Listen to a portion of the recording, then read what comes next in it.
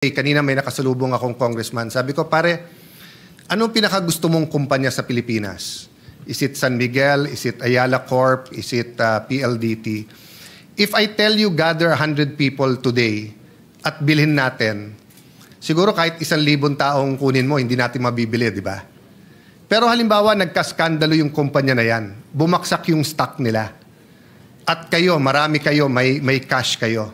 Baka mabili nyo.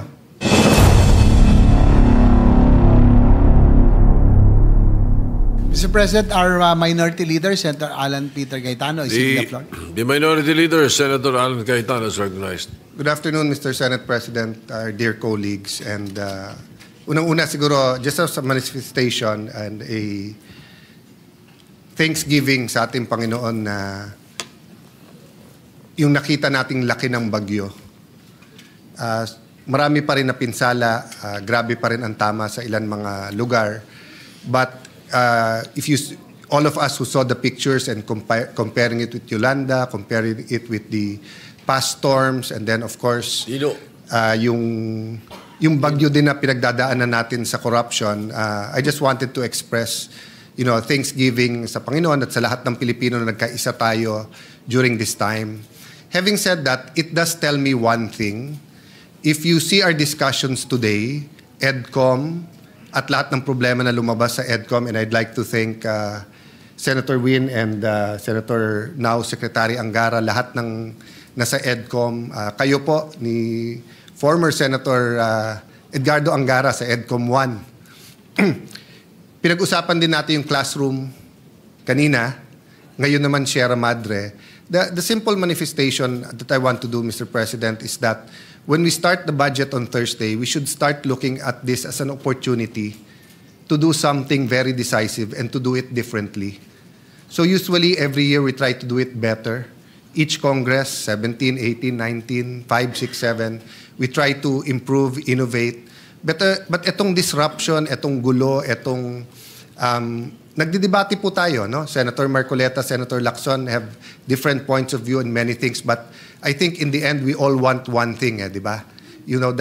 Pag nagdadasal po tayo, sabi, your kingdom come here on earth as it is in heaven. At yung kingdom ng Panginoon ay maayos. So the manifestation that I want to make is that I look forward to working with all of you sa budget. But sana ma-convince din natin yung executive department at saka yung House of Representatives, lahat ng ating kababayan, na we have to do things differently. If we have to ban all these kinds of development from Sierra Madre, let's just do it. Diba? If we have to decide, will we take out, suspend muna 2 years from K to 12 habang binibuild yung classroom, or do we move 100 billion to classrooms? Hindi lang classroom yung problema, new schools, yung lupa. EDCOM, problem after problem, nire-report every month, but mabagal tayo magsolusyon. We took out 200 billion from DPWH, almost 300 billion. Ngayon, 50% daw, overpriced. So all of this doesn't have to lead to frustration. All of this can lead to opportunity na, sige, so I put it this way, kanina may nakasalubong akong congressman. Sabi ko, pare, anong pinakagusto mong kumpanya sa Pilipinas? Is it San Miguel? Is it Ayala Corp? Is it PLDT? If I tell you gather 100 people today at bilhin natin, siguro kahit 1,000 taong kunin mo, hindi natin mabibili, di ba? Pero halimbawa, nagkaskandalo yung kumpanya na yan. Bumaksak yung stock nila. At kayo, marami kayo, may cash kayo. Baka mabili nyo. Pag binili nyo, hindi nyo lang itutuloy. Nagkaskandalo nga, nagkaproblema. Pero magandang kumpanya. Anong gagawin nyo? May babaguhin kayo na napakaganda para muling bumangon at lumaki yung kumpanya na yon.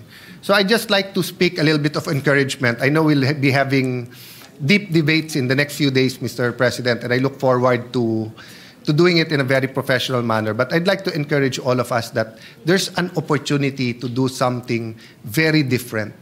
To really solve, to disrupt, but to be able to quantum leap. So, kumbaga game changer ang kailangan approach natin sa mga panahon na to. Thank you, Mr. President, and thank you, Majority Leader.